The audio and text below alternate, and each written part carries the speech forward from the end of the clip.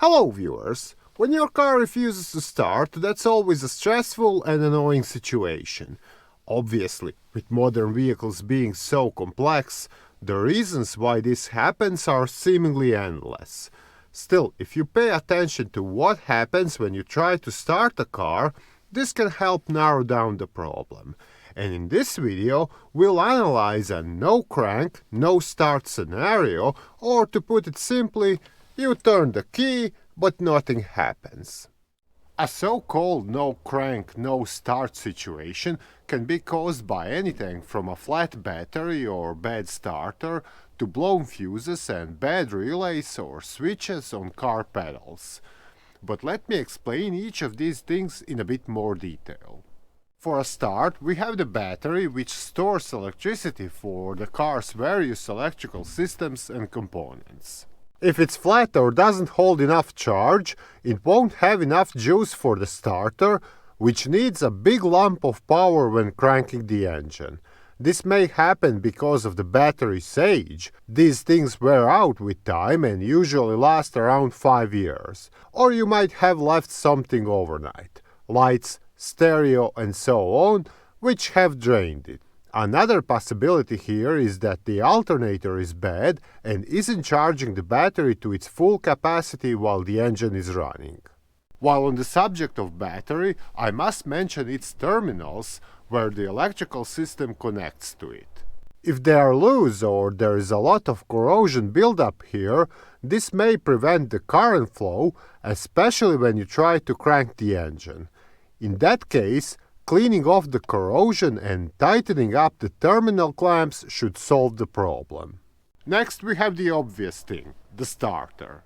This is basically a big electric motor with some gears on it, and as such, it can fail because of internal wear or an electrical short. In addition, the mechanism that engages its gears against the flywheel may fail. And if any of this happens, you won't be able to crank the engine even if everything else is in perfect order. Then I'd mention a couple of fuses that can prevent the car from cranking. One is the main fuse, which, if it's blown, will kill all vehicle's electrics, leaving it completely dead. The starter motor also has its own fuse, but this will only affect the starter's operation, while the rest of the car's systems, lights, stereo and so on, will remain operational. Also, most cars have a starter motor relay which regulates the flow of high current electricity towards it. These things can fail. They usually get stuck in an off position, which prevents the starter from engaging. Moving on, inside the cabin, we have the ignition switch, which is located behind the K-barrel.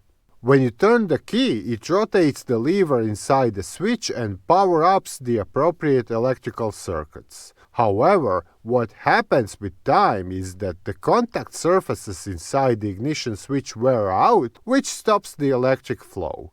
So, you turn the key, but nothing actually happens behind the scene. This issue is not that common in cars with a push-start button, but it's not impossible either. Now, in most newer cars, you have to press the brake pedal or the clutch, if it's a manual, while starting, right? This is a safety feature to prevent accidental vehicle startup and consequent accidents that may result from it. And the way the car knows whether you've pressed the pedal is through a sensor on the top of the corresponding pedal. When you press it, the sensor sends a signal to the car's ECU. Now, these simple sensors can fail over time, and with the absence of "it's all good" message from it, the ECU won't engage the starter. Also, most vehicles today have an anti-theft device called an immobilizer fitted as standard. How this works is, inside the key, there is a microchip emitting a code, which is picked up by a receiver within the steering column, who then says to the car it's okay to start the engine. But if the communication between the two is obstructed, the key is damaged or the battery inside it is worn, the car won't crank when you turn the key. In this situation, however, you'll probably have a warning light like this one on the dashboard, indicating an immobilizer-related issue. Lastly, we have the wiring connecting all these components together. If any of them is damaged or loose, the current flow will be disrupted. For instance, the starter motor may fail to crank because the wire that powers it isn't bolted down firmly. With so many components being involved in engine starting, it's really hard to tell which one is to blame for a no crank, no start situation. Still, you can try to narrow down the problem by observing what happens when you turn the key.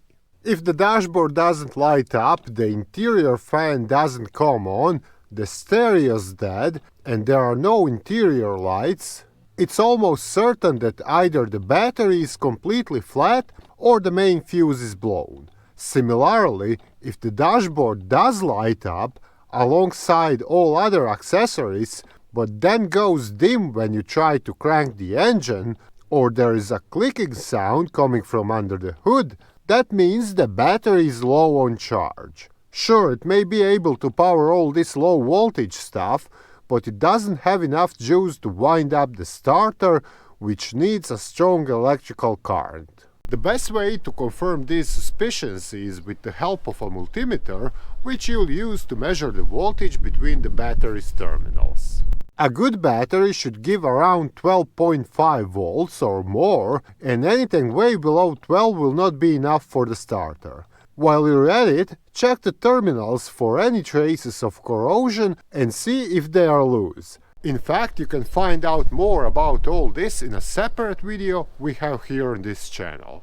Moving along, if the dashboard lights up and then, when you turn the key all the way to crank the engine, nothing happens, no reaction whatsoever, I'd say either the starter motor is dead or something's preventing it from kicking in. Now this is where the ignition switch and pedal switches come into play.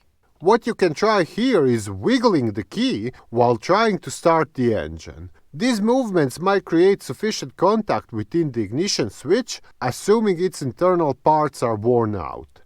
Similarly, if the car requires the brake or clutch pedal to be pressed before starting the engine, press them several times vigorously, as this might liven up the pedal switch, again assuming that's where the problem is.